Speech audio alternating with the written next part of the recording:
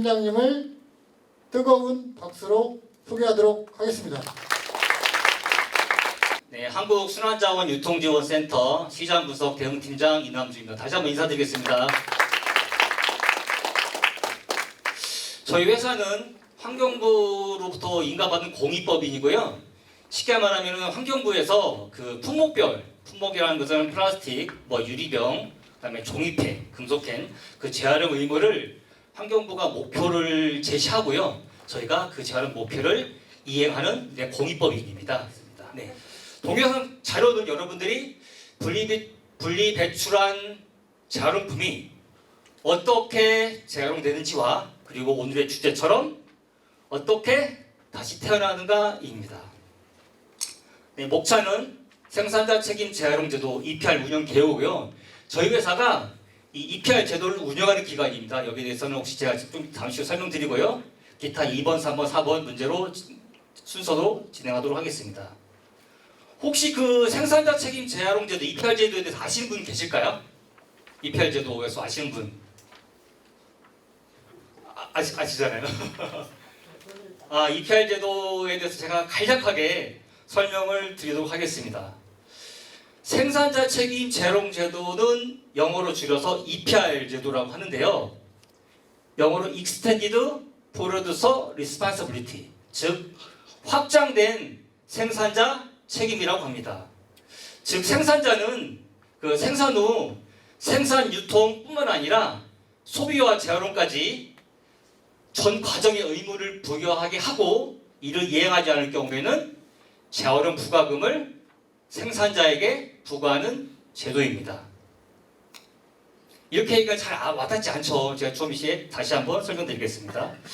제품을 생산한 생산자라든가 포장지를 이용한 제품을 생산 또는 수입한 자는 그 포장지의 폐기물에 대해서 일정량을 회수하여 재활용하는 책임을 부여한 제도로서 2003년부터 시행이 되었습니다. 아래 표를 보시면 종전에 생산자의 책임이 종전에는 생산과 판매까지만 국한되어 있었는데 생산과 판매뿐만 아니라 확대돼서 소비와 폐기 그리고 회수하여 재활용을 하도록 하는 것이 생산자 책임 재활용 제도라고 생각해 주시면 될 것 같습니다. 재활용 의무 생산자가 뭘까요? 의무 생산자. 여기서 재활용 의무 생산자는 여러분들이 아는 회사입니다. 쉽게 접하는 회사, 오뚜기, 농심, CJ, 화장품을 생산하는 아모레퍼시픽 이런 기업들이 다 의무 생산자라고 합니다. 이런 제가 예시드린 모든 기업들은 그 생산자는 이런 내용물을 판매하기 위해서는 반드시 내용물을 보호하는 포장재가 있겠죠, 그죠? 농심 체육관도 그렇고 화장품도 그렇고 샴푸도 그렇고 포장재가 없이는 내용물 유통이 될 수 없습니다. 그 포장재에 대해서 재활용을 하도록 하는 제도가 EPR 제도이며 이 포장재의 재활용 의무가 있는 생산자를 법에서 의무 생산자라고 합니다.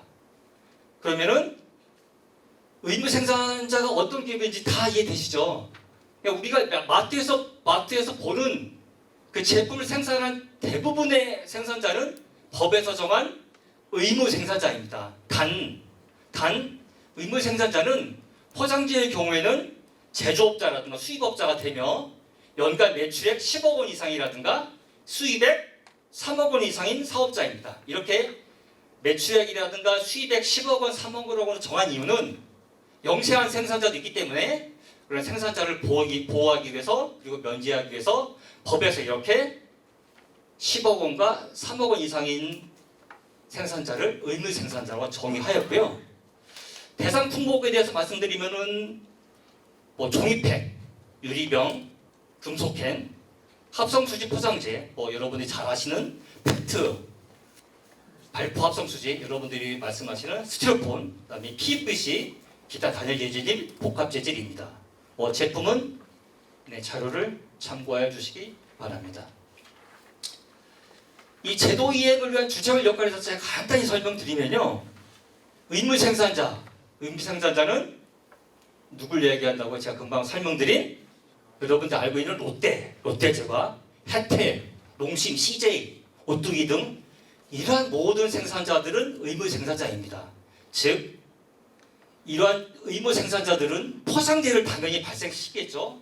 그렇기 때문에 법에서 말씀드린 것처럼 10억 원 이상을 생산하는 생산자들은 공제조합에 그 분담금을 납부하도록 법에 의무가 되어 있습니다. 원래 법에 어떻게 되냐면 의무 생산자는 자기가 본인 회사에서 발생한 재활용 포장재를 재활용을 해야 되는 의무가 있습니다. 그런데 현실적으로 롯데제과가 자기네 포장재만 회수해서 재활용할 수가 없죠. 그죠?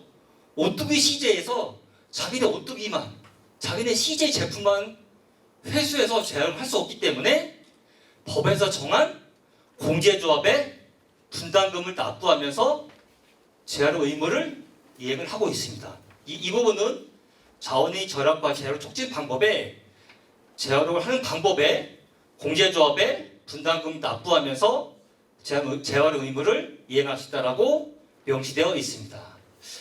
여기에 있는 포장재 공제조합은 생산자의 출고라든가 수입 실적에 따라서 의무 생산자에게 공시서를 발급하고요. 의무 생산자는 이 공제조합에 분담금 납부하고 저희 공제조합은 제가 근무하는 유통기업센터입니다. 유통기업센터 공제조합은 본인 그 우정비를 제외하고 저희한테 회수 재활용 사업비를 지급하여 주게 됩니다. 그럼 저희 유통기업센터는 회수 재활용을 하는 사업자에 대해서 지원금을 지급함으로써 저희가 재활용 의무를 이행하고 있다고 말씀드리겠습니다. 저희 회원사가 전국에 약 700~800개 정도 있고요. 전국에 700~800개 회원사가 환경부에서 고시하는 재활용 의무를 이행하고 있다고 이해하여 주시면 될 것 같습니다. 아래에 있는 환경공단은 저희 상급기관으로서 저희 재활용 부가금 부과 등 제도 집행하는 전반적인 업무를 담당하고 있고요. 저희가 최종적으로 재활용 업무에 대한 승인 실적을 공단한테 받습니다. 공단이 최종적으로 컨펌을 해야 재활용 실적으로 인정이 되는 거고요. 환경부는 법령 재개정 등 법 관련 업무를 진행하고 있습니다. 이런 일련의 절차로 EPR 제도가 운영이 된다고 말씀드립니다. 연간 한 2천억 넘게 생산자들이 공제조합에 납부를 하고 있고요. 저희는 한 1,700억, 1,800억 정도를 1년에 집행하고 있습니다. 업무 흐름도를 간단하게 아까 금방 말씀드린 업무 흐름도를 도식으로 표현한 건데요. 아까 말씀드린 의무 생산자는 이쪽 KPRC 공제조합에 분담금 납부하고요. 공제조합은 회수사업비를 저희 지원센터로 주고 저희가 회수선별 사업자와 재활용 사업자의 실적에 따라서 지원비를 지급해주고 그 다음에 저희 유통지원센터는 이 회수선별 사업자와 재활용 사업자의 실적을 저희가 증빙자를 받아서 공제조합에 실적을 제출하고 공단은 맨 마지막으로 환경부에 그 실적을 최종 제출함으로써 재활용 의무가 이행된다고 보시면 될 것 같습니다. 조금 전에 말씀드린 포장재에 대해서는 다들 아시죠? 종이팩, 유리병, 금속캔, 합성수지 포장재. 포장재가 뭔지는 여러분들 다 아실 거기 때문에 자료를 참고해 주시기 바랍니다. 포장재 종류는 다음과 같습니다. 여러분들이 잘 아시는 종이팩, 유리병, 금속캔, 페트병, 그다음에 발포 합성수지, 비닐류, 그다음에 단일 재질, 간장통, 고추장통, 샤프통 등 플라스틱 용기류입니다. 여러분들 마트에서 다 보시는 거죠, 그죠? 이걸 생산하는 생산자들은 분담금 납부할 의무가 있다고 다시 한번 말씀드립니다. 그동안 포장재 재활용에 많은 변화가 있었습니다. 여러분들 집에서 사용하고 있는 쓰레기 종량제 봉투 다 아시죠?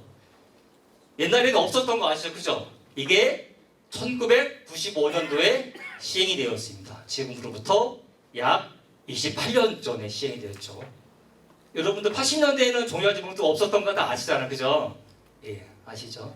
그리고 2000년대에는 폐기물 정책의 패러다임이 안전한 처리에서 리사이클링, 자원순환으로 바뀌었다는 말 말씀드리고 그 다음에 제가 아까 말씀드린 2003년도에 생산자 책임 재활용제도가 도입이 되었고 그리고 2013년도에 생산자의 의무 범위가 기존의 재활용에서 회수 재활용까지 확대되었고 포장재 공제가 통합되면서 저희 이런 폐자원의 회수와 재활용 활성화를 담당하는 저희 유통지원센터가 제가 근무하는 유통지원센터가 설립이 되었다고 말씀을 드리도록 하겠습니다. 생산자의 책임이 그 회수 및 재활용으로 확대되었다고 아까 말씀드린 것처럼 생산자의 의무이행, 재활용을 의무로 해야 되는 의무이행 방법은 처음에 말씀드린 것처럼 스스로 재활용하는 것도 가능합니다. 최근에 갑자기 생각나요. 최근에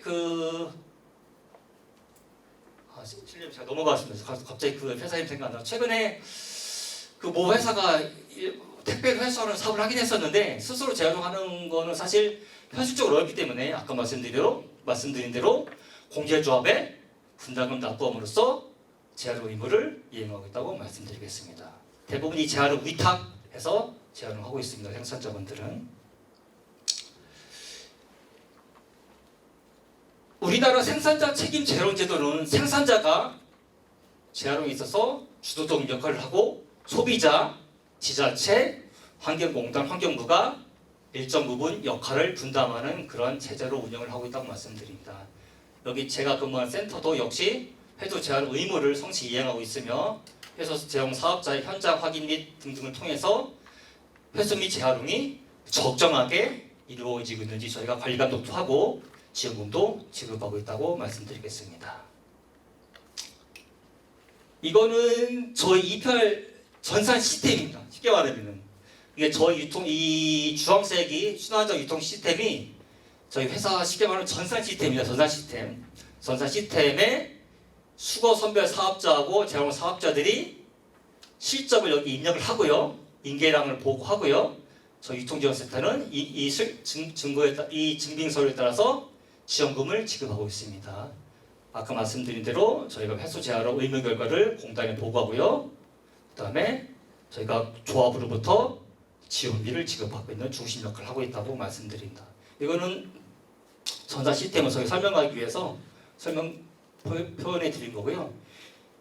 이 수거 선별자하고 재활용 사업자는 다릅니다. 혹시 아시는 분도 계시겠지만 우리 쉽게 말해서 아파트에서 그 재활용품을 가져가는 차량이 있잖아요. 그죠?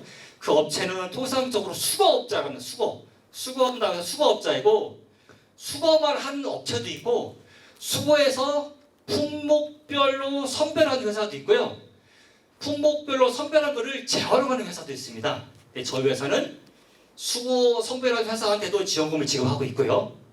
재활용을 하는 회사한테도 지원금을 지급하고 있습니다. 이 두 개를 같이 하는 회사도 있을 거 아니에요. 수거해서 선별해서 재활용하는 회사들은 저희가 두 번 다 지원금을 지급해 드립니다. 이중 지급은 아니고요. 수거하는 것도 수거한 회수 선별 지원비라고 지급해 드리고 재활용한 사업자한테는 재활용한 지원비를 지급한다고 말씀을 드리도록 하겠습니다.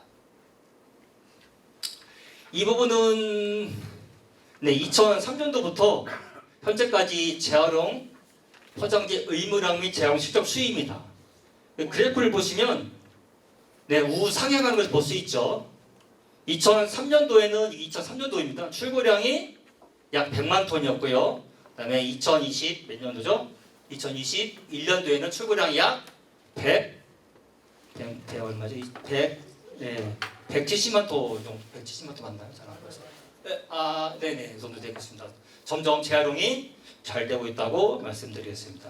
포장재는 대부분 의무량을 저희가 환경부에서 고시한 의무량을 달성하고 있는데 종이팩이라든가 유리병은 지속적으로 저희가 미달 달성해서 저희가 환경공단에 저희가 달성하지 못하면 부가금이랑을 납부합니다. 네, 저희가 그렇기 때문에 재활용 위해서 노력하고 있다고 말씀드리고요. 이거는 환경부에서 매년 고시하는 연도별 품목별 의무율 추이입니다. 표에서 대충 보시면 아시겠지만 19년부터 23년까지 대부분의 품목의 의무율이 계속 상승하고 있죠. 그죠? 2023년 기준으로 의무율이 제일 높은 것은 이 87%가 있는 합성수지 용기류 트레이 단일 재질입니다. 용기류 트레이 단일 재질은 87%로서 그 여러분들이 가정에서 사용하고 있는 고추장통, 된장통, 샴푸통 등을 말합니다. 그리고 의무율이 제일 낮은 것은 종이팩 29%, 10%, 얇은 팩 이 정도 됩니다. 여기에서 가장 여기 나열된 품목 중에서 가장 재활용 의무율을 달성하지 못하는 것은 어떤 품목일까요? 가장 의무율이 높은 용기로 단일 재질 87%를 달성하지 못할까요? 10%를 하라는 멸균팩을 달성하지 못할까요? 아니면은 80% 하라는 단일 재질 못할까요? 그리고 이 복합 재질은 비닐입니다. 비닐 86%, 폴리에틸렌 텔레프탈레이트 경이 이게 페트입니다. 페트는 한 80%, 83% 됩니다. 10% 안타깝게도 의무율이 10%도 달성 못합니다. 현재 2% 정도 되고 있고요. 그 다음 못하는 게 일반 팩, 우유팩 달성, 우유팩 목표량 29%인데 작년 기준으로 의무율은 16%밖에 안 됐습니다. 예. 페트병은 80% 거의 다 달성하고 있고요. 샴푸통, 고추장통, 된장통 이런 것들은 80% 거의 다 달성하고 있습니다. 종이팩이 문제입니다. 종이팩. 예. 종이팩을 잘 분리해 주셔야 된다는 말씀 제가 다음 페이지에서 말씀드리도록 하겠습니다. 저희 회사 소개는 일단 시간 관계상 자료로 가름하고요. 혹시 시간이 남으면은 제가 동영상으로 설명드리도록 하겠습니다. 네, 여기까지 제가 그 EPR 제도에 대해서 설명을 드렸고요. 지금부터는 폐자원은 어떻게 재활용되고 어떻게 다시 태어나는지에 대해서 설명드리겠습니다. 포장재의 분리배출 수거 선별 및 재활용 체계도입니다. 단독주택과 아파트, 즉 공동주택 배출 방법 및 수거 주체, 폐소 선별 업체 및 재활용 업체로의 플로우입니다. 여러분들 중에서 많은 분들이 공동주택, 즉 아파트에 근무하시니까 아파트에 거주를 하고 계시니까 근무가 아니죠, 거주죠. 아파트에 거주하고 계시니까 아래 있는 아파트부터 설명드리면은 아파트에서는 재활용 선별장이라는 분리배출 장소가 있죠. 거기에 폐지, 그다음에 유리병, 금속캔, 또 투명 페트 등 4-5가지 이상으로 분리배출할 수 있는 마대가 있고 직접 배출하고 계실 겁니다. 이렇게 분리배출된 재활용품은 대부분 민간 수거업체가 수거해서 선별장으로 가서 종이팩, 금속캔, 유리병, 플라스틱류로 선별해서 전문 재활용업체로 이렇게 보내지게 됩니다. 이 수거한 업체가 이거를 재활용하는 것이 아닙니다. 수거한 업체는 수거해서 품목별로 쭉 나눈 다음에 종이팩 재활용업 전문업체를 보내고 금속캔 전문업체를 보내고 페트병 전문업체를 보냅니다. 그다음 말씀드리고 단독주택 같은 경우는 대부분 혼합배출이라고 합니다. 혼합배출. 왜 혼합배출이라고 하냐? 사실 단독주택 같은 경우는 이제 분리배출을 한다 하더라도 단독주택은 민간에서 수거를 하지 않습니다. 대부분. 왜냐하면은 민간업체가 돈이 안 되기 때문에. 공동주택은 기본적으로 분리수거가 돼 있고 일단 양이 많기 때문에 돈이 됩니다. 하지만 단독주택은 일단 양도 많지도 않고 운반비도 많이 들겠죠. 여기서 조금 저기서 조금 하기 때문에. 그래서 대부분 상가와 단독주택은 지자체에서 혼합수거를 합니다. 그래서 혼합수거를 하고요. 그렇다 보니까 분리배출된 포장재 양이 작아서 한 차량에 싣고 대부분 한 차량에 싣습니다. 그래서 혼합수거라고 합니다. 좀 안타깝죠. 사실 원래 법에는 지자체가 생활 폐기물의 처리에 의무가 있습니다. 그래서 원칙적으로는 지자체가 단독과 상가와 아파트를 다 해야 됩니다. 원래는. 그런데 민간에서 도입되니까 아파트를 중점으로 민간에서 내가 하겠다. 민간에서 하겠다고 하니까 굳이 지자체에서 돈을 들여서 하지 않기 때문에 우리나라는 제가 사실 익산을 잘 모르겠어요. 익산을 잘 모르겠는데 수도권 대부분 아파트는 민간, 단독은 상가가 하고 있습니다. 혹시 익산은 어떻게 하고? 상가하고 동일합니다. 동일합니까? 아파트도 민간이 합니까? 아, 네. 대도시네요. 대도시로 가고 있습니다. 저쪽 전남이라든가 경남의 군 같은 경우는 지자체에서 아니 민간에서 돈이 안 되기 때문에 아파트도 지자체에서 위탁한 업체, 지자체에서 돈 받는 업체, 물론 거의 민간이지만 자기네가 수인되는 거 아니고 지자체에서 일정량의 그 예산을 들여서 지자체에서 수거를 합니다. 물론 돈이 안 되기 때문에 예산을 어느 정도 지원을 해주고요. 그다음에 뭐 분리배출, 수거, 선별 및 재활용 체계도는 금방 설명드린 대로 좀 표가 복잡하긴 한데 쉽게 말하면 품목별로 다 한다는 얘기입니다. 이 부분은 뒤에서 설명드리도록 하겠습니다. 이 부분도 설명드렸기 때문에 넘어가고요. 단독주택은 혼합 배출한다고 말씀드렸고요. 공동주택 같은 경우도 이렇게 4가지 이상의 품목을 분리해서 이렇게 잘 하고 있습니다. 여러분들 아파트 다 이런 모양, 이런 모습 다 보고 계시죠? 네. 민간업체가 수거해 가고 있고요. 뭐 단독주택은 공공에서 즉 지자체 선별하기 때문에 혼합수거 공공선별이라 하고요. 공동주택은 민간선별이라고 얘기를 하고 있습니다. 여러분들 혹시 재활용 선별장을 가보신 분이 계실까요? 이런 선별장? 가보셨어요? 가보시니까 어떻던가요? 엄청 고생하시죠, 그죠?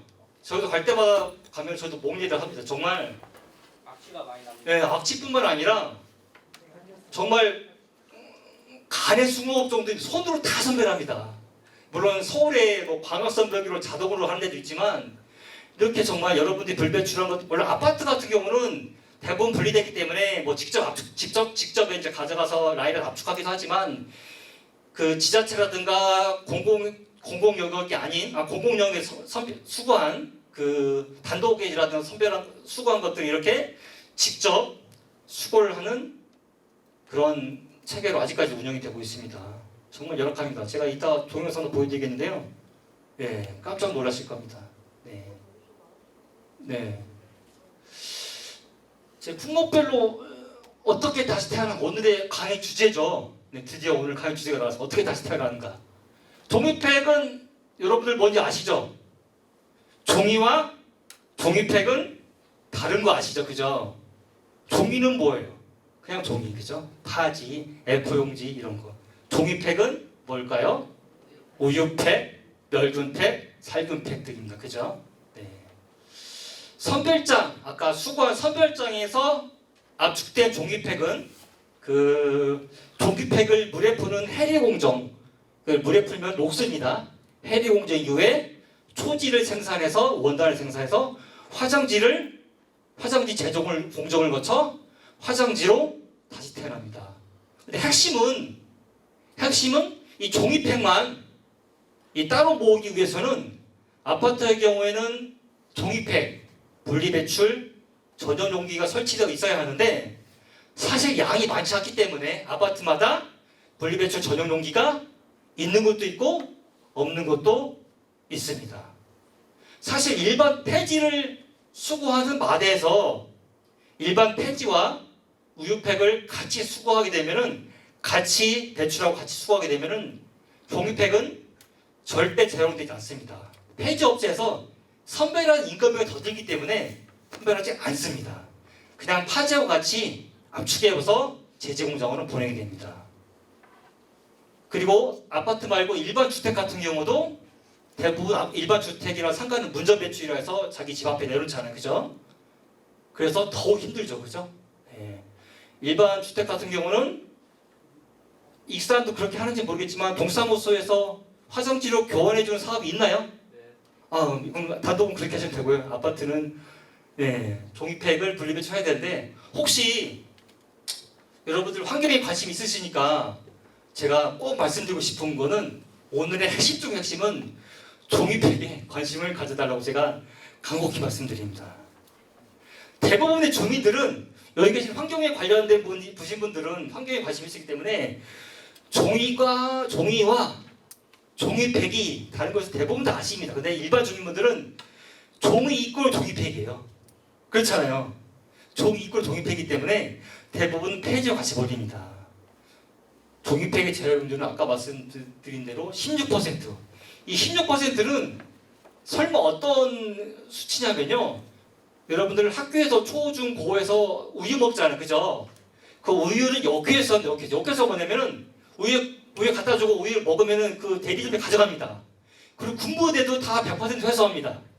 그리고 우리 호텔 같은 데서도 액상 결함이라 가지고 결함 푸는 것들을 엄청 이용하잖아요. 제과점 같은 데서도 제과점이라든가 호텔 그다음에 제과점 같은 데서도 그런 것까지 다 포함해서 여기에서 다 포함해서 16%. 그 얘기는 일반 주민분들은 러프하게 3%도 안 된다고 우리 생각을 해요. 우리 그 수치로 우리가 계산을 못 해봤지만 일반 주민들은 아파트에서는 100개에서 2~3개도 제한을 못한다고 우리가 추정을 하고 있습니다. 정말 심각합니다. 혹시 여기 계신 분들이 여기 계신 분들은 안 그러시겠지만 혹시나 종이와 종이팩 같이 버리셨다면은 내일부터는 종이와 종이팩을 구분해서 버려주시기를 부탁드리겠습니다. 혹시 이렇게도 이의제기할 수 있잖아요. 아니 저희 회사는 아파트 분리수거하면 종이팩 분리함이 없어요. 맞죠? 그래서 그런 데도 있잖아요. 그런 데는 저쪽 관리사무소에 민원 제기하시면 됩니다. 어떻게 민원 제기하는지 제가 정확히 알려드릴게요. 어떻게 민원 제기냐면은 환경부 지침에 소장님 환경부 지침에 종이팩을 분리배출 분리수거 하라고 돼 있는데 왜 우리 아파트 없냐고 하시면 돼요. 그러면 만약에 관리사무장이 좀 똑똑해서 아니 환경부 지침이 뭔데 그래요? 하시잖아요. 그죠? 그러면은 메모하세요. 핸드폰 검색하셔도 돼요. 환경부 훈령에 재활용 가능 자원의 분리수거에 관한 지침 별표 1이 있습니다. 관리소장님. 뭐라고요? 지금 핸드폰을 검색 한번 해보세요. 재활용 가능 자원의 분리수거에 관한 지침 별표 1에 있다고 관리소장한테 말씀하시면은 소장님이 깜짝 놀라실 겁니다. 아니 우리 아파트에 이렇게 똑똑하신 분이 계시다니 하시면은 분리배출 수거함을 설치해 줄 수 있고 사실 그 관리소장의 의지도 있지만 수거하는 업체에서 마대를 수거업체가 놓는 경우도 있어요. 아파트마다 다 케바케 케이스바스 케이스인데 그 수거 마대를 아파트에서 관리소에서 매입하는 경우도 있고요. 조금 돈 되는 아파트 같은 경우는 수거업체에서 이마대 줄 테니까 여기다 담으세요라고 합니다. 근데 수거업체 입장에서도 딱 페트, 유리병, 폐지류, 캔은 돈이 되는데 캔이 돈 제일 잘 됩니다. 금속캔 알루미늄캔은 키로당 1,600원입니다. 엄청 비싸요. 네, 엄청 비쌉니다. 키로당 1,600원, 2,000원 정도 하거든요. 키로당 맥주캔 말이에요. 제일 비쌉니다. 그런데 우유팩은 일단 양이 많지 않기 때문에 수거업체가 해도 수지 타산이 없어서 안 넣는데 사실 그 부분은 어떻게 보면 수거업체는 환경부 지침에 있지만 환경부 지침에 그 과태료 벌칙이 없어요. 그래서 수거업체가 그거를 이행하지 않더라도 어떻게 페널티 조항을 할 수 있는 그 법적 조항이 없어요. 그냥 법에 환경부 훈령에 권고 수준이기 때문에 좀 안타깝죠. 근데 여러분들 이런 얘기가 있어요. 그거를 강제하면 되지 않냐라고 하실 수도 있지만 사실 그렇게 강제하면은 규제기획으로 인해서 과도한 규제라고 또 태클 걸고 들어옵니다. 그래서 사실 강제하지도 못하는 게 또 현실입니다. 네. 제가 좀 이따가 종이팩 재활용하는 거 좀 보여드릴게요. 네, 다음은 금속캔입니다. 금속캔. 가볍고 튼튼한 포장된 금속캔은 진짜 고부가 가치 자원입니다. 제일 돈이 되고요. 금속캔은 철캔과 알캔으로 구분이 되고요. 철캔은 철이니까 자석에 붙겠죠. 그래서 여러분들이 분배출한 철캔과 알루미늄캔은 선별장에서 자력 선별기에 의해서 선별이 돼서 철캔을 철캔대로 분리하고 알캔을 알캔대로 분리한다고 말씀드립니다. 다음 영상에서 제가 그 동영상 사진으로 어떻게 분리되는지, 어떻게 선별되는지는 말씀드리고, 그리고 그 철캔은 잠깐만요.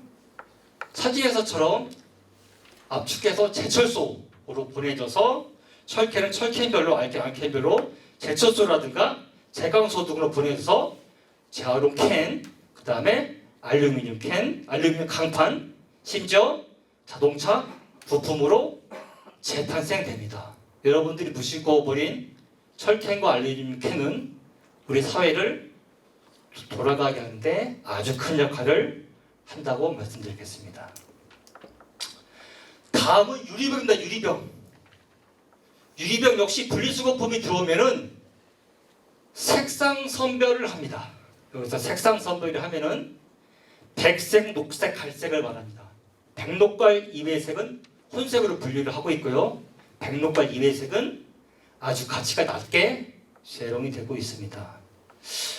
여러분들 유리병에 대해서 여러분들은 아니겠지만 대부분의 주민들이 가지고 있는 편견 중에 하나가 뭐냐면은 유리병은 다 같은 유리병일까라고 생각을 하는데 유리병은 재질이 다 다릅니다.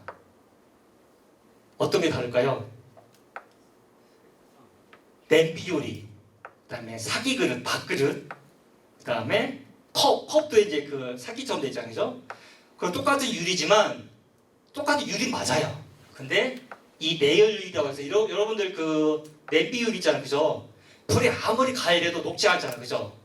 그거는 녹는점이 매우 높습니다. 그래서 일반 우리가 여기 보시면 아시겠지만 그 비타500, 그다음에 바카스 이런 병들과 같이 그 유리병 제병사에서 녹이면요 같이 안 녹습니다.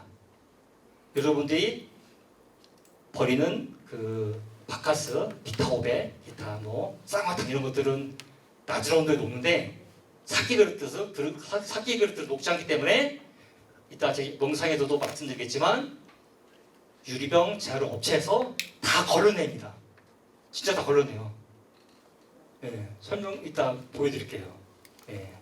그래서 아까 종이팩은 아까 말씀드린 것 종이팩은 종이와 다르다가 핵심이고 종이와 종이팩을 같이 버리면 안 된다 핵심이듯이 유리병은 일반 유리병과 내일 유리는 다르다가 핵심입니다. 내일 유리란 밥그릇, 사기그릇, 냄비 등의 유리는 똑같은 유리여도 녹문점이 높기 때문에 재병사에서 다 버립니다. 네. 유리병은 어떻게 다시 태어나냐? 80%가 유리병은 정말 유리병으로 재탄생된 80%가 제일 본 모습으로 탄생되는 게 유리입니다. 종이팩을 안 태어나고 화장지로 다시 태어나고요. 캔은 알루미늄 강판, 그다음에 자동차 부품으로 재탄생되지만 유리병은 80~90%가 유리병으로 탄생되고요. 기타 뭐 글라스 블록이라든가 글라스 타일 등으로 재탄생됩니다. 발포성 수지 아시죠? 스티로폼. 스티로폼은 PS 재질이라고 하고요. 뭐 EPS라고 하는데 익스펜디드 폴리스틸렌이라고 해서 확장된 팽창된 PS라고 합니다. 공기가 90%가 있기 때문에 어떨까요? 공기가 많기 때문에 가볍습니다. 일단 가볍고 두 번째로는 충격 흡수가 가능하겠죠, 그죠? 충격 흡수가 가능하니까 우리 그 배달 용기 부분에 많이 배달도 되고 그리고 단열 효과도 뛰어나기 때문에 냉동식품들이 배달이 되기도 하죠. 그리고 이 발포함 소스는 어떻게 재활용이 되느냐? 이따 제가 보여드리는 감염기에서 인고트라는 걸 생산해서 이 펠렛을 만들어서 액자 트리라든가 그 다음에 부직포 등을 생산한다고 말씀드리겠습니다. 발포함 수지는 발포성 수지의 재활용 핵심은 대부분 무슨 색일까요? 대부분 흰색이기 때문에 흰색 위주로 재활용한다가 핵심입니다. 여러분들 빨간 트레이 있죠? 그 정육점 가면은 이렇게 빨간 트레이 그 빨간 X자로 그거 있잖아요. 그거 재활용 될까요? 안 될까요? 안 됩니다. 여러분들은 재활용 분리수거함 넣지만 작업자들이 다 빼냅니다. 진짜 보여드릴게요. 이따가 어떻게 빼내는지. 그리고 녹근, 그다음 테이프들도 작업자분들이 이 가용기 기계에 넣기 전에 다 빼냅니다. 거의 80%. 물론 똑같은 아까 얘기한 그 정육점에서 파는, 그다음에 초밥 파는 그 빨간 그 스티로폼 같은 스티로폼 맞아요. 재질은 같지만 흰색이 아니기 때문에 그렇게 만들잖아요. 그럼 무슨 색깔이 나올까요? 흰색이 아닌 다른 색깔, 분홍색이나 그런 색이 나오겠죠, 그죠? 그러면은 가격이 엄청 떨어집니다. 인건비도 안 나와요. 그래서 업체에서 인건비를 들여서라도 그 빨간 트레이는 다 빼냅니다. 예, 가격을 2배, 3배 이상 받을 수 있습니다. 빨간색은 가격을 20, 30%밖에 받지 못하기 때문에 이 업체에서 그 여러분들이 분리배출 될 거라고 생각한 그 빨간 트레이, 정육점, 그 다음에 기타 테이프 등은 제거한다고 말씀드리겠습니다. 자, 이제 페트병 다 아시죠, 그죠? 페트병은 크게 3가지로 구분됩니다. 무색, 유색, 복합. 이게 복합이냐면요, 이게 이 맥주병은 햇빛이 투과되지 못하게 여러 겹이 있기 때문에 복합이라고 하고요. 그냥 갈색이라고 하지 않습니다. 전문 용어는 복합 재질, 유색, 무색이라고 합니다. 대부분 페트병은 무슨 색이죠? 무색입니다. 무색이기 때문에 페트병은 스티로폼처럼 스티로폼은 흰색 위주로 재활용을 하고 페트는 무색 위주로 재활용을 한다라고 말씀을 드리겠습니다. 그러니까 페트의 재활용을 방해하는 것은 투명하지 않은 색깔, 무색이 아닌 색깔과 페트가 아닌 재질 이거겠죠, 그죠? 라벨, 마개, 그죠? 예. 그래서 페트병을 재활용하는 데 있어서 핵심은 마개하고 라벨을 투명한 몸통과 분리시키는 것이 페트병 재활용의 핵심입니다. 여러분 페트병 분리배출을 어떻게 하는지 다 아시죠? 페트병 라벨 어떻게 하라고 해요? 떼라고 하지, 그죠? 페트병 뚜껑은 어떻게 하라고 해요? 어떻게 하라고 해요, 성모님? 막으라고 하죠? 또 다른 분? 플라스틱 따로 버리라고 하기도 색깔이죠, 그죠? 혹시 정답 아실 분 계실까요? 막아서 버리면 막아서 버리면 저기서 하얘 해가지고 잘라서 버리면 그게 물에 뜨기 때문에 뚜껑은 별도로 분리가 되기는 반드시 막아서 버려야. 정답입니다. 박수 한번 부탁드릴까요? 이거 네네 정답입니다. 100점이에요, 100점. 네, 제가 90점 드리려는 100점입니다. 왜 그러냐 제가 설명드릴게요. 자, 라벨은 떼라고 하는데 뚜껑은 몸통은 찌그러뜨려서 뚜껑을 닫으라고 하죠, 그죠? 근데 우리가 하는 상식하고 다르잖아요. 우리가 하는 상식은 같은 재질끼리 그 다음에 같은 색상끼리 버리라고 했는데 발포처럼. 근데 왜 페트는 마개를 같이 버리라고 하냐? 마개만 따로 배출하면 어떤 문제가 발생하느냐면요, 선별장에서 아까 선별장 보여드렸잖아요. 작기 때문에 작업자들이 선별을 못합니다. 그 라인이 빨리 돌아가기 때문에 작업자분들이 큰 거 위주로 선별하기 때문에 마개는 선별하지 못해요. 그래서 만약에 근데 그래서 쓰레기로 다 가고요.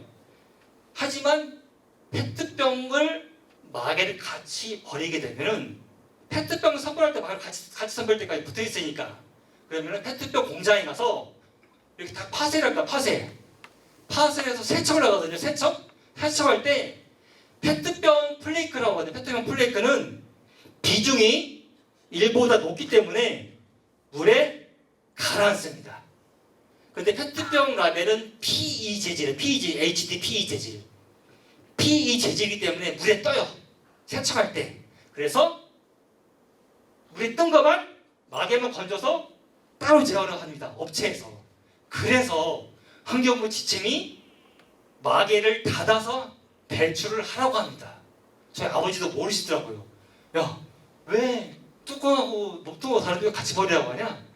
제가 설명을 드리니까 하시더라고요. 여러분들 혹시 집에 가셔서 자녀분들이 물어보시면은 이렇게 좀 이제 지식인처럼, 야, 그거를 따로 버리면은 선별이 안 되고 같이 버리면은 세척 공정에서 물에 뜨고 물에 가라앉기 때문에 물에 뜬 거는 물에 뜬 것대로, 물에 가라앉은 것은 가라앉은 대로 재활용을 할 수 있기 때문에 막아서 버리는 거야. 아들아, 딸아, 이렇게 하시면 굉장히 지식이 풍부하신 부모님 될 거라고 제가 말씀드리고, 제가 육군본부라든가 3사관 학교에서도 강의를 하는데 제가 소대장분들한테 꼭 말씀드려요. 여러분들 소대원들한테 절대 따로 보려고 여러분들 망신당합니다. 같이 보려고 꼭 말씀드리려고 하거든요. 여러분들 오늘 강의를 받으셨으니까 당연히 행동도 그렇게 하시겠지만 그 이유를 아시면 좀 더 유능한 주민이 되실 것 같습니다. 페트병은 이렇게 선별품이 많이 되면요, 투입이 돼서 라벨 스티퍼를 통해서 라벨 제거하고요, 텀블러로 다시 한번 제거하고, 이게 그 광학선별이라고 그래가지고 그 페트하고 페트가 아닌 재질을 선별할 수 있는 겁니다. 색상 선별도 하고, 색상 선별은 아까 말씀드린 무색, 유색, 복합, 그 다음에 수선별로 다시 한번 하고, 또 파쇄해서 그 다음에 세척, 이때 뚜껑을 비준 선별합니다. 저장해서 쭉쭉쭉 가서 그 다음에 이렇게 원료를 출하해서. 페트병은 뭐로 제하면 될까요? 재탕생 될까요? 페트병은 그 시트라든가 그 다음에 와이어, 부직포, 섬유류 등인데, 여기에 나온 말은 사실 다 어려운 말들인데 대부분 한 50%, 40%는 섬유로 여러분들이 입고 있는 옷에 대한 실로 제어를 하기도 하고요. 그리고 2023년도 올해는 환경부에서 중점 사업으로 페트병으로 페트를 만드는, 즉 보틀 버틀, 페트병으로 페트병을 만드는 사업을 진행하고 있습니다. 여러분들 투명 페트병 분리배출 2020년 12월 25일부터 시행된 거 아시죠? 그래서 아파트에서 옛날에 페트를 플라스틱 같이 버렸잖아요. 그죠? 플라스틱 같이 버렸는데 2020년 12월 25일부터 투명 페트병은 투명 페트로 페트병으로 분리배출을 하라고 하잖아요. 그 이유가 섬유를 뿐만 아니라 페트병으로 다시 재활을 하기 위해서 환경부에서 이렇게 지침을 하는 거고요. 그 전에는 일본에서 깨끗한 페트병을 수입을 많이 했었습니다. 그래서 예전 장관 있을 때 투명 페트병 B2B라고 하는데 버틀 투 버틀 B2B를 하기 위해서 올해 지금 진행하고 있다고 말씀드립니다. 그래서 혹시 그 언론 광고에서 보시지 않으셨나요? 못 보셨나요? 코카콜라가 올해 5월 31일부터 재생원료가 10% 들어간 코카콜라 병을 만들었습니다.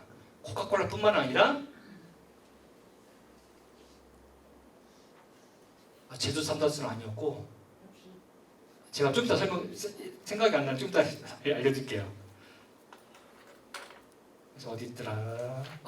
산수음료. 이렇게 중소 브랜드긴 한데 산수음료하고 메일유업도 올해 내로 재생원료가 10% 이상 포함된 페트병으로 페트병을 만들 계획이 있다고 말씀드립니다. 페트병 여러분들 아파트에서 이렇게 다 분리배출 하시죠? 당연히 하시겠죠? 옷으로 재탄생되고 올해는 페트병 초페트이 될 수 있다고 말씀드리고, 여러분들 이런 페일 보신 적 있으신가요? 선별장 가서? 네. 엄청 깨끗한 겁니다. 이 정도면 엄청 깨끗한 거. 네, 진짜 보면 다 뚜껑이죠. 뚜껑, 파란 뚜껑. 분리배출 지침을 잘 이행한 겁니다. 제가 이따 이 투명 페트병이 아닌 다른 페트로 압축된 걸 보여드릴게요. 그래서 뭐가 다른지 한번 보시면 될 것 같습니다. 다음은 여러분들이 가정에서 사용하고 계시는 샴푸통, 세제통, 고추장통, 배달용기 등 단일 재질과 비닐류의 복합 재질입니다. 단일 재질의 공정은 굉장히 단순합니다. 단일 재질은 뭐라고요? 여러분들 마트에 있는 페트병 말고 고추장통, 된장통으로 합니다. 선불 반입되면은 분쇄해서 세척해서 압출해서 이런 펠렛을 만듭니다. 펠렛. 쌀알 크기의 작은 펠렛이 있고요. 이게 어떻게 재활용되느냐? 플라스틱 상자, 팔레트, 파이프 등으로 재탄생됩니다. 이거 재생용품으로 만들 수 있는 줄 아셨나요? 오늘 아셨나요? 플라스틱 상자 업체는 재생원료가 싸기 때문에 재생원료를 사용합니다. 이 팔레트도 그렇고요. 이 파이프 업체도 그렇고, 신재를 사용하는 경우는 10% 미만입니다. 여러분들이 소중하게 분리배출한 단일 재질은 PEPP는 이렇게 소중한 제품으로 재탄생된다고 말씀드리겠습니다. 비닐도 재활용을 해야 되는 거 아시죠? 그죠? 비닐은 크게 세 가지로 재활용이 되고 있는데요. 열적 에너지를 회수하는 방법이 있고, 그걸 SRF에서 유식한 말 TR이라고 하고요. 서멀 머티리얼, 열적 재활용을 하고, 그 다음에 MR, 머티리얼 리사이클해서 이런 제품을 만드는 거를 MR, 즉 물질적 재활용을 하고요. 그 다음에 CR, 그 다음에 케미컬 재활용을 해서 뒤에 설명드릴 유화를 생산하는 재활용하기도 합니다. 근데 정부에서 권고하는 것은 이 재생률을 권고하고 있습니다. 근데 안타까운 것은 이 재생률은 전체 재활용의 현재 1-2% 미만입니다. 대부분 다 SRF는 이게 고형연료가 뭐냐면요, 이거를 태워요.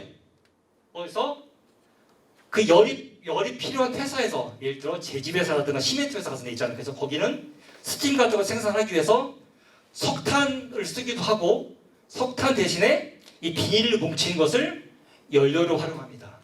사실 비닐은 재질이 여러 가지가 있기 때문에 복합 재질이라고 합니다. 즉 PPP, 그 다음에 아더 재질이기 때문에 현실적으로 비닐은 색깔별로 선별하는 건 불가능해요. 그리고 품목별로도 불가능하기 때문에 복합 재질이라고 하고, 그래서 제일 가격이 낮고 제일 문제가 있는 게 비닐 재활용입니다. 근데 그나마 다행인 것이 정부에서 2030년까지 유화를 생산하는 것을 목표로 하고 있고, 유화 생산을 독려하고 있고, 법도 개정해서 유화가 앞으로 좀 더 활성화될 예정이라고 말씀드리겠습니다. 아까 말씀드린 플라스틱 단일 재질은 이렇게 팔레트, 그다음에 파이프, 플라스틱 박스 등으로 재탄생되고요. 비닐, 복합 재질은 군고막, 그다음에 이런 등등, 과자 봉지, 라면 봉지 등은 이런 재생유를 생산하는 것은 현재 1-2% 미만이고요. 그다음에 배수로 주차 블록. 여러분들이 주차할 때 뒤에 주차할 때 그 안 나가게 하는 거 있잖아요. 차 뒤에도 안 나가게 하는 거. 이 주차 블록도 비닐 녹이면은 똥처럼 나와요. 똥처럼 나올 때 트리스바의 그 성형 틀에다 탁 찍어버리면은 딱 그게 시간이 되면 굳겠죠. 그거를 만들고 있습니다. 네, 비닐도 재활용이 잘 되고 있지만 가치가 낮다고 말씀드리겠습니다. 각 단계별 문제점은 혹시 제가 시간이 나면 말씀드리고요. 여러분 다 아는 겁니다. 부정제 재질이 어려운 거는 재활용이 어려운 재질구조 되어 있는 거 등등이고요. 우유팩 같은 경우는 살균팩, 멸균팩이 있고, 멸균팩은 안에 은박지가 있어요. 은박지. 여러분들 일반 우유하고 두유하고 유통기한이 다른 거 아시죠? 두유가 길잖아요. 그죠? 우유는 7일 내지 그 정도인데 두유는 한 2달 가기도 하고, 그게 안에 은박지가 있어서 이 회사들이 재활용이 안 됨에도 불구하고 이걸 써요. 왜? 유통기간이 길기 때문에. 근데 아까도 말씀드린 것처럼 법에서 강제를 못해요. 이거 아니면 방법이 없기 때문에. 근데 이거 말고 제가 아까 갈색 페트병 말씀드렸잖아요. 그거는 환경부하고 하이텍맥주라든가 제조업체하고 협의해서 2025년까지 갈색 맥주병 있잖아요. 페트병은 시장에서 퇴출되기로 하고 결정했어요. 그래서 아마 2026년부터는 페트병 맥주병은 보지 못하실 겁니다. 혹시 그 여러분들 체감하셨는지는 모르겠지만 사이다 페트병 있잖아요. 사이다 페트병. 옛날에는 녹색이었잖아요. 저 사장님 입으신 저런 옷이었잖아요. 그죠? 요즘 어떤 색이 나와요? 무색으로 나오죠. 그죠? 그게 바뀐 겁니다. 환경부가 아무것도 안 하고 있는 것 같지만 하긴 합니다. 예, 사이다 색깔도 이런 색깔에서 투명으로 바뀌었기 때문에 재활용하고 있고, 나머지 그리고 요즘 제 뒤에서 말씀드리겠지만 요즘 무색라벨 많이 나오고 있죠. 그죠? 예, 백산수. 그다음에 뭐 이게 CJ인지 어디서 나오는지 모르겠지만 포장재 재질구조 우수등급을 맞으면은 제조업체한테 재활용 분담금 50% 환급해 줍니다. 법으로 강제할 수 없으니까 유도하는 거예요. 근데 아까 열근팩 있잖아요. 열근팩은 재활용이 어려운 표시가 있나. 열근팩 재활용한 업체는 부과금을 할증합니다. 그래도 해요, 걔네들은. 왜? 유통기간이 되기 때문에. 근데 법적으로 강제 못하고 이렇게 유인책을 하면서 환경부에서 이 포장재 재활용 용기사 등급평가기준 2019년 시행을 해서 최우수, 우수, 보통 이렇게 4개 기준으로 등급화해서 재활용이 쉬운 구조는 재활용 분담금 환급해 줌으로써 제조업체들한테 재활용이 쉬운 재질로 바꾸도록 유도를 하고 있다고 말씀드리겠습니다. 문제점은 시간 관계상 넘어가고요. 개선 방향 및 과제입니다. 지금 8시니까 한 30분 남았죠? 좀 이따 제가 사진 보여드리기 때문에 개선 방향은 이거는 뭐 중학생도 아는 거죠. 네. 재활용 용이한 포장재로 제조 및 확대를 유도하고 있고요. 그래서 아까 시행된 것이 예시로 있는 재활용 등급 평가를 의무화했습니다. 의무화해서 2019년에 재활용 포장재 이용시설 등급 평가 기준이 시행돼서 재활용 어려움은 반드시 표시해야 돼요. 재활용 우수와 최우수와 우수 보통은 제조업체의 선택인데 재활용이 어렵다고 판정된 포장재는 반드시 표시해야 되는 게 환경부의 지침입니다. 그걸 이행하지 않을 때는 과태료가 부과가 돼요. 그래서 여러분 혹시 뭐 이번 주 주말이라든가 마트 가시면 열근팩 한번 보세요. 거기에 조그맣게 재활용 어려움이라고 되어 있을 것 같고, 그다음에 근데 그게 시행된 지가 얼마 되지 않고 그 제조업자한테 유예를 줬어요. 너네들이 이거를 생산 설비 논 지가 얼마 안 됐으면은 뭐 3년이나 2년까지 유예했기 때문에 2019년 이후에 생산된 거는 다 재활용 어려움 표시가 하도록 돼 있고요. 재활용 어려움 표시 등급 받은 거는 그 전부터 생산됐던 것들은 어쩔 수 없이 그냥 재활용 어려움 표시가 없는데 제품을 바꾸게 되면 반드시 재활용 어려움 표시를 보고 표시가 되고 소비자분들도 이 재활용 어려움 표시가 있는 것들은 사지 않아야 됩니다. 사지 않을 수는 없지만 사는 걸 좀 자제하면은 그 생산자분들이 이제 그걸 각성을 해서 좀 더 포장재가 재활용 용이한 재질로 바꿀 수 있도록 이렇게 개선을 하겠죠. 네, 우수 사례입니다. 백산수. 그다음에 유통 소비 단계는 과대 포장이 억제되도록 환경부에서 계속 공부하고 있고요. 그다음에 분리 배출 단계에서도 홍보를 잘해서 주민분들이 스마트폰이라든가 이런 책자를 통해서 재활용 분리수거를 잘할 수 있도록 공부를 해야 되고요. 분리수거할 때도 지자체 같은 경우는 사실 수거하는 게 돈이 되기 때문에 압착차량 뭐냐면은 식감을 압축하는 거예요. 짬뽕을 해요. 왜? 차로 한 번 돌 수 있거든요. 압축을 안 하면은 한 3번, 4번 돌아야 돼요. 왜냐하면 쌓이잖아요. 부피가 크기 때문에. 그래서 수거하는 업체들이 원가 절감을 해서 압착 차량을 쓰고 있습니다. 근데 이것도 강제 못해요. 환경부에서. 지자체들이 반발이 엄청납니다. 예산을 어떻게 하냐라고 해서. 근데 지금 지자체에서는 많이 좀 개선이 되고 있습니다. 이렇게 압착 차량 금지를 해서 이게 섞이지 않도록 해야 되겠고요. 선별 재활용 단계에서도 재활용 업체 입장에서 원자재 제품이 품질이 좋아야 좋은 생산을 만들 수 있겠죠. 이를 위해서는 포장재 재질 구조가 개선이 되고 분배출이 철저하게 될 수 있도록 해야 될 것 같습니다. 그리고 이 부분은 아까 말씀드린 폐비닐 같은 경우는 전문 선별 시설 도입해서 고품질화를 해야 되겠고요. 그리고 투명 페트병 분리배출, 아까 말씀드린 투명 페트병 분리배출 시행이 2020년 12월 20일 시행이 돼서 B2B, 아까 말씀드린 장섬유가 뭐냐면요, 단섬유의 반대가 장섬유겠죠. 그렇죠? 장섬유는 전에 말씀드린 그 섬유, 실을 장섬유로 합니다. B2B는 유식화 말하면 보틀 투 보틀, 즉 페트병 보틀에서 페트병 만드는 거 올해부터 시행이 되고 있습니다. 식약처에서 물론 승인을 받았고요. 그래서 식음료용 페트병에도 재생원료 사용 방안이 올해부터 시행이 되고 있다고 말씀드립니다. 그래서 지금 페트병 가격이 엄청 오르고 있어요. 예전에 이 압축품 가격이 이게 한 600kg 나가거든요. 이 한 베일이 600kg인데 키로당 제 기억하기로 한 3년 전만 하더라도 200원대였거든요. 키로당 톤당 20만 원 정도 이 업체들이 받는 금액이. 근데 지금은 한 600원 정도 합니다. 키로당 3배가 올랐으면 3배가. 왜냐? 수요처가 있기 때문에. 또 이 부분 이 페트하고 다르죠, 그죠? 이 페트는 딱 봐도 무쇠 페트병이고 이 페트는 혼합 페트겠죠, 그죠? 가격이 다릅니다. 당연히 무쇠 페트가 가격을 많이 받겠죠, 그죠? 네. 이렇게 배출돼야 되겠죠. 네.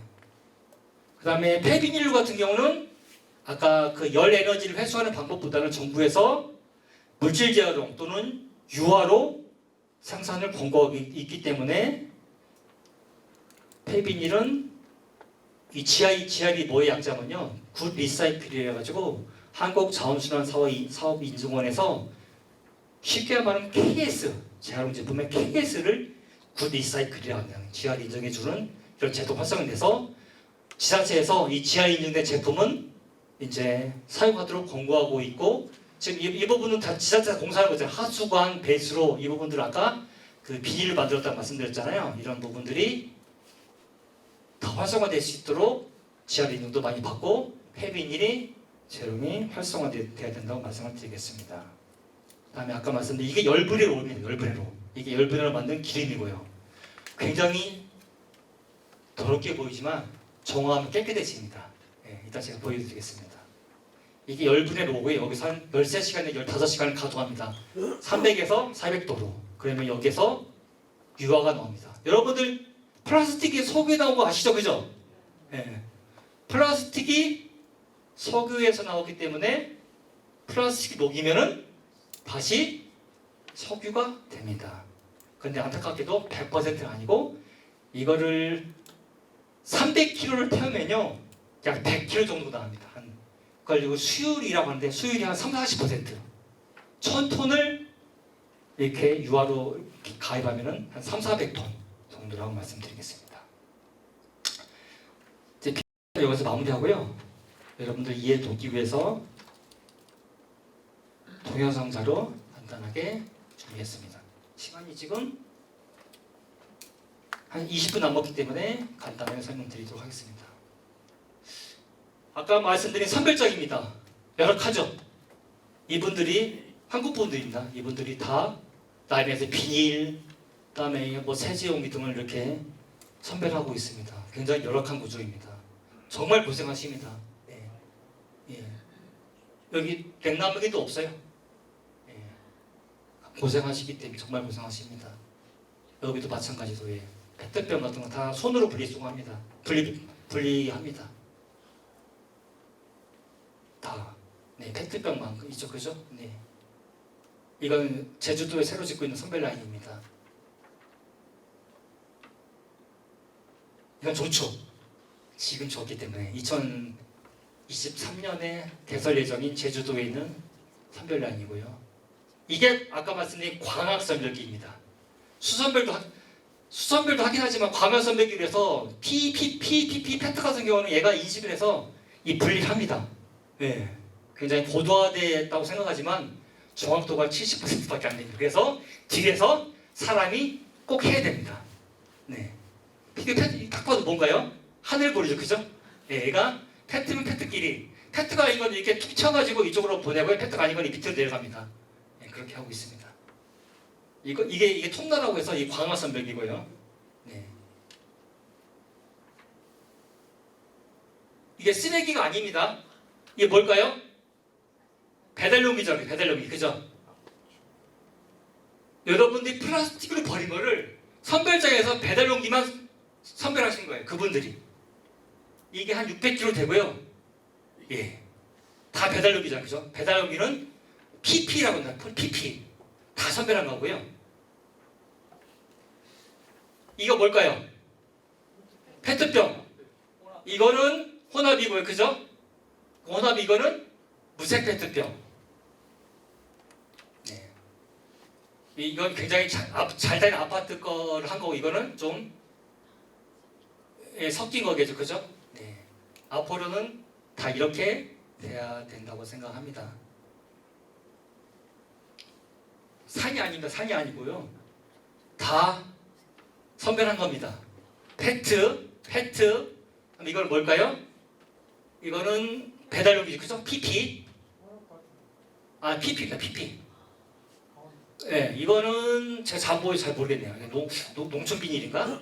이건 잘 모르겠네. 안 보여서 안 모르겠고. 이것도 혼합 페트입니다. 혼합 페트. 이거는 무색 페트. 이거 다 손으로 골라낸 겁니다. 작업자분들이. 대단하시죠? 네. 이것도 배달용기만 PP 골라낸 겁니다. 대단하십니다. 네.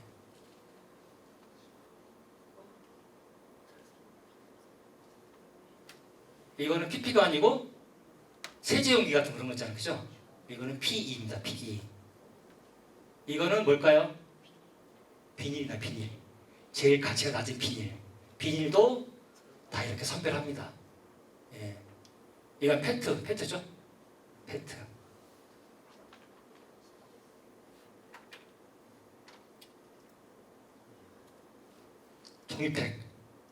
종이팩은요. 이렇게 이제 우유팩이 들어오잖아요. 그죠? 우유팩이 들어오게 되면은 우유팩별로 압축을 합니다. 다 우유팩이잖아요. 그죠? 압축을 해서 이렇게 이제 이런 것들을 선별해서 압축해서 이렇게 압축기를 통해서 압축하는 거거든요. 압축해서 그 제지회사를 보내고 제지회사에서 이 원단을 받고 이거 원단입니다. 원단을 받아서 이렇게 두루마리 화장지를 만들고 있는 것을 볼 수 있겠죠. 이게 원단이고요. 이 라인 돌아서 화장지 나오고 있죠. 화장지. 네, 화장지가 나오고 있습니다. 여러분들이 분리배출만 잘 해주시면은 훌륭한 화장지가 나온다고 말씀드립니다. 화장지 이게 나오는 라인이에요. 커트해서 화장지가 되고 화장지 나오고 있죠, 그죠? 네. 이건 불량인 것 같습니다. 직접 이렇게 이제 제주도에서 제가 찍은 건데 이렇게 종이팩만 잘 분리배출하면은 좋은 화장지가 탄생된다고 말씀드립니다. 이건 뭘까요? 파지. 예, 박스 종류. 여기에 종이팩이 들어가면 안 된다는 겁니다. 이렇게. 예, 절대 이거는 종이팩이 들어가면 인건비 때문에 선별을 못합니다. 동영상 하나 볼까요?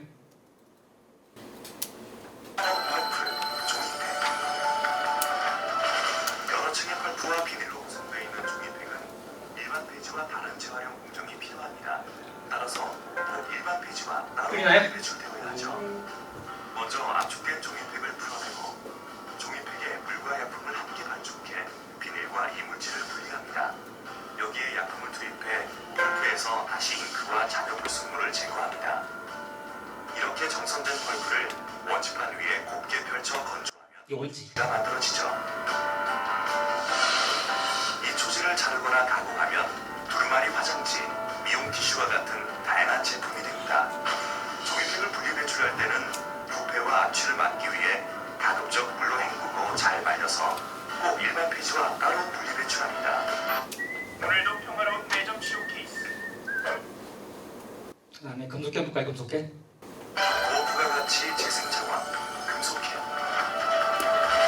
가볍고 튼튼한 포장재인 금속캔은 사용 후 분리배출되어 다양한 제품으로 재활용될 수 있는 고부가 가치 자원이 됩니다. 재활용 공장에 입고된 금속캔 선별품은 자력을 이용한 2차 선별 과정을 통해 철캔과 알루미늄 캔으로 이게 재활용하려면은 알캔과 철캔이 반드시 분리돼야 됩니다. 그러니까 여러분들은 같이 버려도 상관없어요. 이건 업체에서 합니다. 업체에서 어떻게 하는지 좀 더 보여드릴게요. 이렇게 분류된 금속캔을 재질별로 모아 운송이 쉬운 형태로 압축해 출고합니다. 금속캔 압축품은 제철소나 제감업체로 운송되어 뜨거운 용광로에 투입되고 이곳에서 다시 재활용 캔, 자동차 부품, 철근, 알루미늄 강판 등으로 재탄생됩니다. 제가 설명드린 재활용품 중에서 제일 비싼 게 알루미늄 캔. 얼마라고요? 1,600원에서 2,000원. 네, 제일 비쌉니다. 키로당. 캔, 철근, 알루미늄 강판 등으로 재탄생합니다. 금속캔을 분리 배출할 때는 다른 재질의 뚜껑, 담배꽁초 등의 이물질을 제거합니다. 또한 부탄가스, 살충제 용기는 구멍을 뚫어 잔여 내용물을 비운 후 배출해주세요. 실제 현장입니다. 자석 보이죠? 네, 저렇게 네, 우리가 자석입니다. 자석. 네.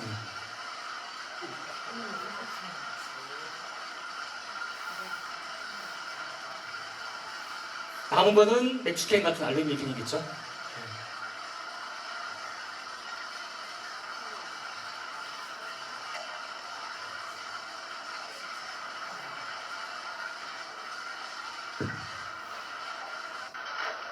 이것도 역시 이제 철만 큰 것도 다 자석으로 구분합니다. 밑에 남은 거는 쓰레기겠죠, 그죠? 이건 철만 전분으로 하는데 이건 알루미늄 캔인데 이렇게 뜨는 거 보이나요? 뜨죠? 이게 와류라고 해서 사실 저도 전문 용어를 정확히 모르는데 이 와류 작용에 의해서 고주파를 발생해가지고 이 알루미늄 캔만 이렇게 뜨게 만듭니다. 뜬 것들은 저쪽으로 들어가고요. 여기에 자석이 있어서 이게 뜬 것들이 일로 가고 이게 알루미늄이 아닌 것들이 이 밑으로 내려갑니다. 그래서 알루미늄 캔과 다른 거를 구분합니다. 그렇죠? 그죠? 네. 이렇게 철캔과 알루미늄 캔은 분리한다고 말씀드리고요. 유리병. 포장재의 우선, 유리병. 투명하고 변성이 없는 유리병. 견고하고 위생적인 친환경적 포장재로서 주로 액체를 담는 데 사용됩니다. 유리병 재활용 공정은 2차 선별로 시작합니다. 이물질과 라벨, 다 손으로 건져냅니다. 정말. 이건 기계로 할 수가 없어요. 네, 정말 고생하십니다. 등을 걸러내고 선별된 유리병을 다시 색상 아까 얘기했죠? 백록깔, 백색, 갈색만 하고 딴 유리병은 이제 재활용이 잘 안 되고 있죠. 로 분류한 뒤 잘게 붓습니다. 이 과정에서 분류되지 못한 병뚜껑과 이물질을 병뚜껑도 자석으로 분리하고 이렇게 그 세척 공정을 통해서 나중에 그 풍력으로 해가지고 종이 같은 걸 또 불어내요. 굉장히 간해수공 방식이죠. 이게 짧게 자르면은 이 종이에 그 유리에 붙은 종이는 그 방법밖에 없어요. 이게 물에 넣게 되면 일부가 떨어질 거 아니야. 그럼 선풍기 같은 거로 이렇게 선풍기를 바람으로 해서 종이는 날아가요. 유리는 뜨고. 현재 이 방식이 최신입니다. 안타깝지만. 깨끗하게 세척 과정까지 마치는 유리 분쇄품은 깨끗하죠. 흰색만 남죠. 유리 재생 원료로 거듭납니다. 이 원료로 유리병, 유리 타일 등의 다양한 제품을 만들 수 있죠. 유리병을 분리 배출할 때는 라벨 등의 이물질을 제거하고 유리식이 및 도자기 그래서 배출하실 때 요즘 투명 페트병만 라벨대라고 하는데 유리병을 라벨대는 맞아요. 그리고 유리병은 뚜껑을 분리해서 배출하는 게 맞아요. 네. 페트병만 막아서 배출하는 거고요. 페트병 사례를 들어서 유리병을 같이 배출하면 안 됩니다. 유리병을 뚜껑을 같이 배출 안 됩니다. 당연히 따로 배출하셔야 됩니다. 분리하여 배출합니다. 또한 깨진 유리병 시계 등은 전용 종량제 봉투가 있으니 꼭 참고하세요. 여기 있죠? 사용되지 않는 잘 안 보이나? 대구광역시 달서구의 한 공장. 잠깐만 볼까요? 이른 아침 마당 안으로 대형 트럭 한 대가 들어오고 있는데요. 유리병 공장입니다. 유리병 선배라는 업체예요.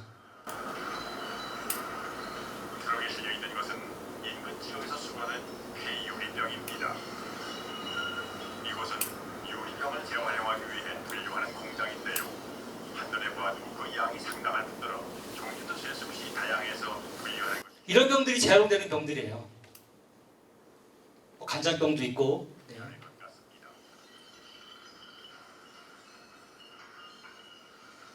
굉장히 열악하죠. 사기, 세라믹 밖으로 깨진 거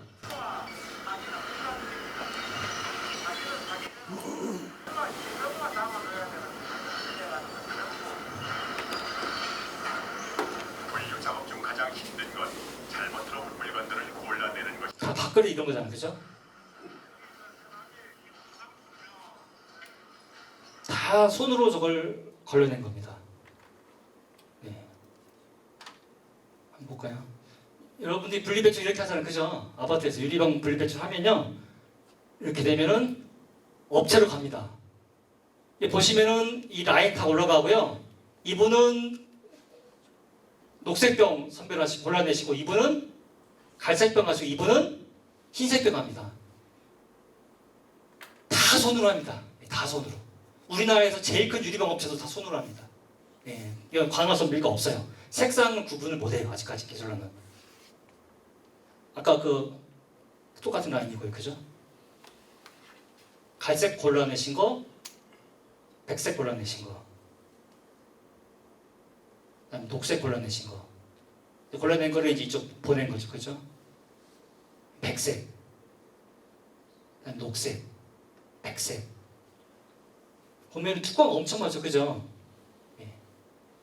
이거를 이렇게 골라내시는 분들도 계세요. 이분들은 중국 분들이 하시더라고요. 일당 15만 원 받고 하신다고 했어요. 제주도 갔다 왔는데, 아무리 이제 그 선별단에서는 뭐 뚜껑만 따로 뚜껑만 선별할 수가 없어요. 그래서 흰색만 선별하고 나머지 것들 여기에서 이제 뚜껑 같은 경우는 뭐 자려고 하기도 하지만 종이 같은 거 일부 정도 이렇게 이분들이 선별합니다. 갈색, 네, 녹색. 이 라인에서 이제 이 사기 그릇들 이분들이 빼는 거고요.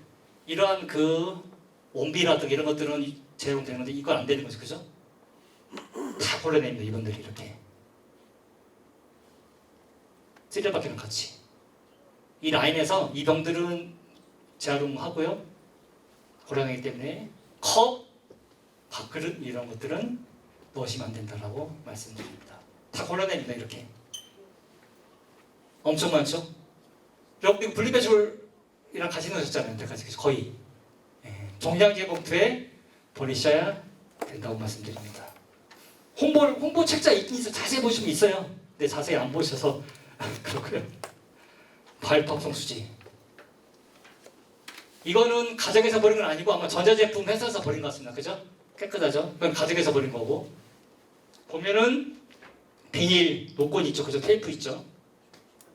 이것도 가정에서 버린 거. 노건, 비닐, 테이프가 있죠? 이거는 전자제품 회사에서 버린 건 깨끗하고. 이건 아마 아파트에서 엄청 교육을 잘한대요. 다 뗐어요, 다. 그래서 물어보니까 아파트 분여회에서 지키고 서 있답니다. 분리배출 장소에. 그 요일에만. 그래서 노건이 하나도 없어요. 테이프도 없고. 예, 대단하죠. 이게 그 아까 말씀드린 투입구에서 인구토가 나오는 데거든요. 이 기계인데 일로 넣어서 여기서 파쇄해서 올라가서 여기서 파쇄해서 올라가서 쭉 내려와서 여기서 인고트에서 쭉 나갑니다. 이렇게. 이거는 뭐냐? 골라낸 거예요. 노끈, 비닐, 아까 말씀드린 빨간 트레이, 그죠? 다 골라낸 겁니다. 그다음에 그 컵라면 케이스 같은 경우도 다 골라낸 거죠. 이거 마찬가지죠. 빨간 노끈, 비닐, 노란 노끈. 이분들이 보세요. 라인에 있는 거는 흰색만이죠, 그죠? 이분들 올리실 때 노건 다 떼고 하십니다. 근데 주민분들이 다 해주시면, 주민분들이 이렇게 다 해주시면 정말 좋겠죠, 그죠? 근데 이건 정말 잘 된 케이스인 거고 대부분 다 이렇게 배출하시기 때문에 예, 사업자분들이 노건 다 분리하고요. 이렇게 해서 이런 인구들 뽑아냅니다. 이 색깔이 흰색이어야 가치가 높아요. 이 색깔이 들어가서 분홍색이 되면은 가치가 낮아서 안 돼요. 예, 이렇게 인구도가 나오고요. 예, 이렇게 돼서 이렇게 쌓아놓습니다. 스티로폼이 이렇게 돼서 예, 이렇게 해서 매출을 합니다. 이것도 키로에 한 900원에서 1,100원 정도 하고 있습니다. 시장 가격이. 이렇게 해서 매출을 하고 있습니다. 이건 처음 보시나요? 네. 다행이네요. 투명배트. 시간이 얼마 없어 빨리 하겠습니다. 굉장히 분리배출 잘 된 아파트죠, 그죠? 여기서 분리배출 잘 된 거고요. 잘 된 거고, 예. 무색 페트만 분리된 거를 선별장으로 가져온 겁니다. 엄청 깨끗하죠, 그죠? 엄청 깨끗한 겁니다. 이렇게 분리배출을 해주시면요, 여기는 사업장은 굉장히 더티한데, 대구역시 북부이긴 한데, 우리나라 도시 중에서 제가 제일 가본 도시 중에서 분리배출을 가장 홍보를 잘하고 시민분들이 분리배출 가장 잘하는 데가 대구입니다. 예, 특이해요. 굉장히 잘해주세요. 예. 분리배출만 잘만 해주시면 아까처럼 라인에서 선별할 필요가 없어요. 바로 투입해서 바로 압축해버려요. 예, 이 사업장은, 대구의 이 사업장은 주민분들이 투명 페트만 별도로 이렇게 분리배출하기 때문에 라인을 안 타겠죠. 사람이 없잖아요. 이 끌리는 사람은 이거를 자르는 사람밖에 없어요. 예. 예. 이분들은 분리배출이 안 된 걸 고르는 분들이고, 이분들은 그냥 이거는 이제 분리배출 잘 된 투명 페트병이죠. 여기 익산도 잘 하고 계시죠? 네, 이것도 이제 이 업체에서 여기서 대구 업체인데 투명 페트병 온 거고요. 또 봉지는 이렇지만 다 투명 페트병입니다. 이 투명 페트병 삶는 겁니다. 이게 공장에서 이렇게 연기가 나고 있죠. 투명 페트병이 그 모든 재질 중에서 유일하게 삶고 있는 게 투명 페트병이에요. 왜? 재질이 좋아야 되기 때문에. 투명 페트병을 뭐 만든다고 말씀드린다면요, 섬유도 만들고 식음용, 식품용인 페트병을 하기 때문에 그 식약처 기준이 엄청 까다로워요. 그 유럽 기준을 그대로 준용하고 있기 때문에 그 세척을 안 하게 되면은 그 기준을 통과를 못해요. 그래서 우리나라의 대부분의 페트병 공장은 다 7번 내지 10번을 삶아요. 한두 번 삶지 않아요. 예. 예. 이건 네, 투명 페트병 잘 압축해 놓은 거죠, 그죠?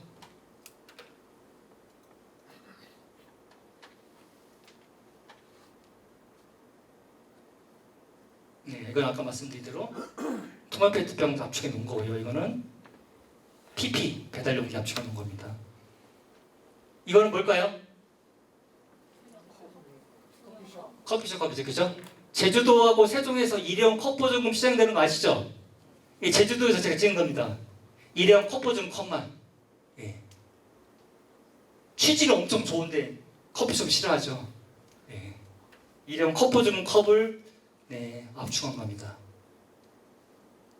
이 플레이크 아까 말씀드린 우리 손톱만 이렇게 잘라서 이렇게 베일로 담아놓은 겁니다. 이렇게 매출을 해서 섬유도 만들고 투명 페트병도 만든다고 말씀드립니다. 아까 그 일회용 컵도 그렇게 재활용 합니다. 옷이나 그런 옷은 안 되고요. 똑같은 그 일회용 컵, 일회용 페트, 일회용 그 커피컵도 똑같은 페트인데 일반 페트보다 재질이 약간 달라요. 조금 좀 얇아요. 그렇기 때문에 그거는 섬유를 못 만들어요. 장섬유를. 그래서 그거는 시트라든가 다른 걸 만들어요. 예, 인형솜 막 이런 거. 그래서 그러면 우리가 일회용 컵그 투명은 그래서 혼합병에다가 넣는 거예요? 그렇죠.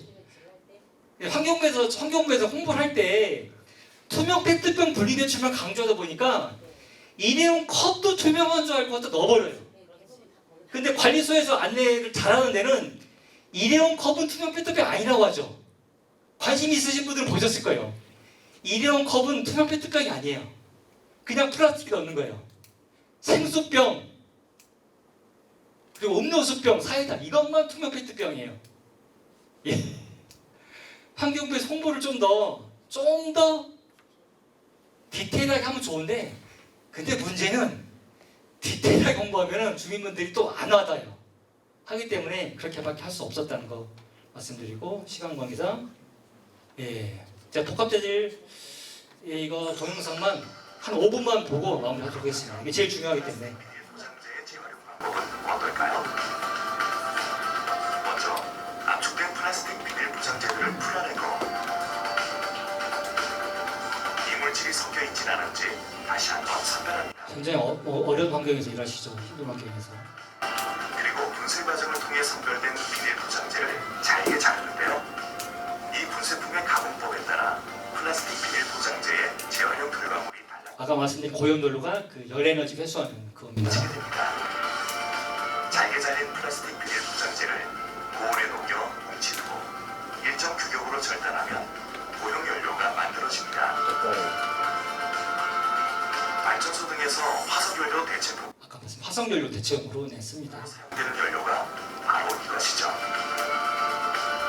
플라스틱 비닐 포장재의 또 다른 방법으로는 재생 제품 아까 얘기한 똥이라고 하죠. 이름이. 분쇄된 비닐 포장재를 150도 내외에서 녹인 후 다시 약 200도에서 2차로 녹이면 찰과 같은 상태가 되는데요. 이 상태의 원자재를 모양 틀에 넣고 압력을 가해 제품을 생산해냅니다. 틀에 따라 어떤 모양의 제품이라도 만들어냅니다. 정화조죠. 정화조. 네. 이외에도 비닐 포장재를 고온에서 열분해하여 재생유를 생산하는 등 분리 배출된 플라스틱 비닐 포장재는 유용한 자원으로 재활용됩니다. 플라스틱 용기류를 분리 배출할 때는 내용물을 깨끗이 비우고 다른 재질의 뚜껑, 사표 등을 제거하고 배출해주세요. 깨끗한 비닐류는 흩날리지 않도록 배출합니다. 오염된 폐비닐은 도시락통. 네. 비닐에 섞여 있죠. 예. 비닐은 선별자가 제대로 선별 안 해요. 아까 말씀드린 대로 무가품이라고 하는 가격이 거의 없기 때문에 대충 해요. 그래서 비닐은 조금 재활용이 조금 애로사항이 있죠.